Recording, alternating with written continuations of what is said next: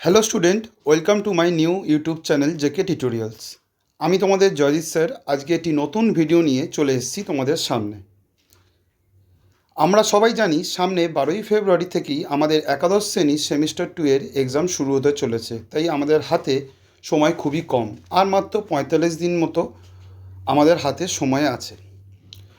প্রথমে ভিডিও শুরুতেই আমাদের ভালো করে জেনে নিতে হবে যে প্রতিটি চ্যাপ্টার বা ইউনিট থেকে আমাদের কত নম্বরের প্রশ্ন হবে এবং কটি প্রশ্ন আমাদের পরীক্ষায় লিখতে লাগবে। তো দেখো, তোমাদের সামনে আমি একটি আমাদের সেমিস্টার 2 এর এক্সামের কোশ্চেন প্যাটার্ন আমি একটা তুলে ধরেছি। আমাদের টোটাল এইবারে একাদশ শ্রেণীর সেমিস্টার 2 এর ইকোনমিক্স এক্সামে 5টি ইউনিট আছে। তার মধ্যে প্রথম দুটো ইউনিট হলো আমাদের মাইক্রো ইকোনমিক্সের এবং শেষের 3টি ইউনিট হলো আমাদের স্ট্যাটিস্টিক্স পার্টে। প্রথম ইউনিটটি হলো কি না, বাজারে কাঠামো ধারণার ভূমিকা, যেখান থেকে আমাদের 10 মার্কসের কোশ্চেন হবে।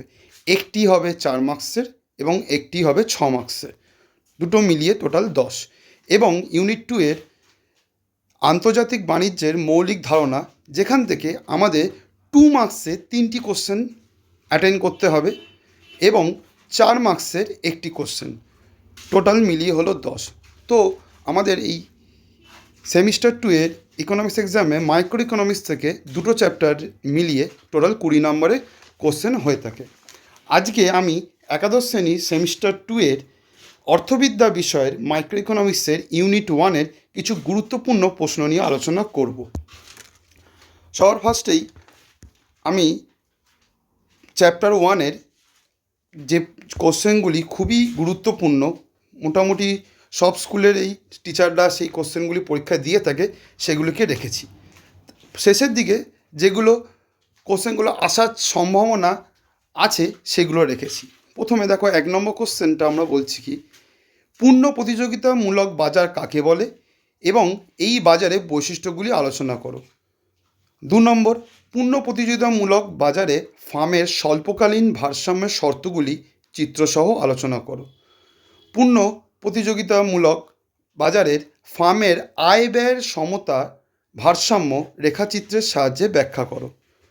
পূর্ণ প্রতিযোগিতামূলক বাজারে স্বল্পকালীন ভারসাম্যের অবস্থা ফার্ম কী ক্ষতি সত্ত্বেও উৎপাদন করবে যুক্তিসহ ব্যাখ্যা করো। এই 4 নম্বর ও 1 নম্বর কোশ্চেনটি খুবই গুরুত্বপূর্ণ, মোটামুটি সব স্কুলেই দিয়ে থাকে। আমাদের এই কোশ্চেনগুলো দুটো কোশ্চেন কি না, 4 ও 6 2 মার্কসের দুটো মার্কসের জন্যই তৈরি করতে লাগবে।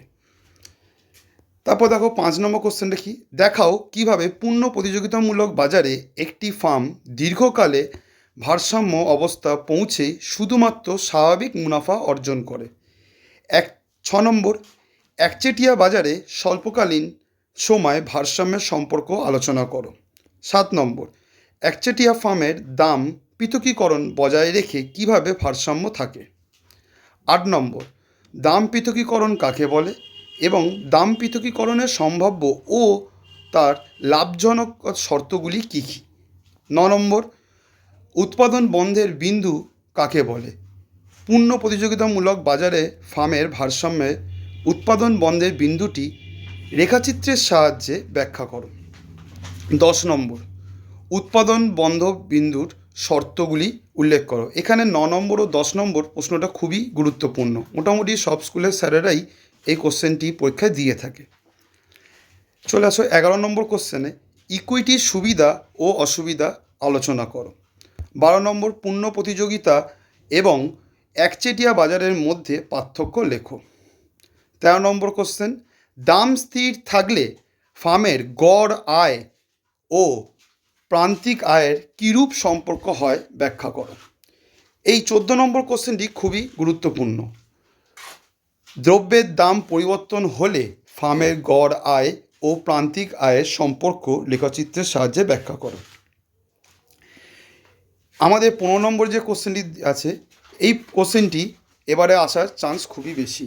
ফার্মের গড় আয়, প্রান্তিক আয় এবং স্থিতিস্থাপকের মধ্যে সম্পর্ক ব্যাখ্যা করো। এটি 3 রকম পদ্ধতিতে হয়ে থাকে। 3টে পদ্ধতি আমাদের ভালো করে জেনে রাখতে লাগবে। কোনটা সাধারণত রেখাচিত্রের মাধ্যমে যেটা হয় সেটাই পরীক্ষা দিয়ে থাকে স্যারেরা। বাজারে ফার্মের ভারসাম্য বা মুনাফা সর্বাধিক শর্তগুলি কী কী? 17 নম্বর, ব্যক্তিগত ব্যয় ও সামাজিক ব্যয় বলতে কী বোঝো?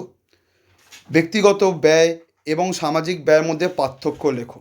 19 নম্বর কোশ্চেন, ব্যক্তিগত দ্রব্য এবং সামাজিক দ্রব্যের ধারণা দাও। 20 নম্বর এবং শেষ কোশ্চেন, কি ব্যক্তিগত দ্রব্য এবং সরকারি দ্রব্যের মধ্যে পার্থক্য লেখো। এখানে টোটাল চ্যাপ্টার 1 বা ইউনিট 1 থেকে আমি 20টা কোশ্চেন মতো দিয়েছি, যেগুলি সম্ভাব্য আসার কোশ্চেন। এই সব কটা কোশ্চেনই কিনা 4 মার্কস এবং 6 মার্কস দুটোর জন্যই আমাদের রেডি করতে লাগবে। কারণ কোন কোশ্চেনটা 4 মার্কসের কোশ্চেনটা 6 নম্বর হিসাবেও আসতে পারে, 6 নম্বরের কোশ্চেনটা 4 নম্বর হিসাবেও আসতে পারে। আজকের জন্য এইটুকুই আমার এই ভিডিওটি। যদি আমার এই ভিডিওটি তোমাদের ভালো লেগে থাকে তাহলে আমার এই চ্যানেলটি সাবস্ক্রাইব করে দিও, এবং যদি এই পিডিএফটি তোমরা সংগ্রহ করতে চাও তাহলে ডেসক্রিপশনে দেওয়া লিঙ্ক থেকে আমার টেলিগ্রাম চ্যানেল থেকে তোমরা এই পিডিএফটি ডাউনলোড করতে পারো।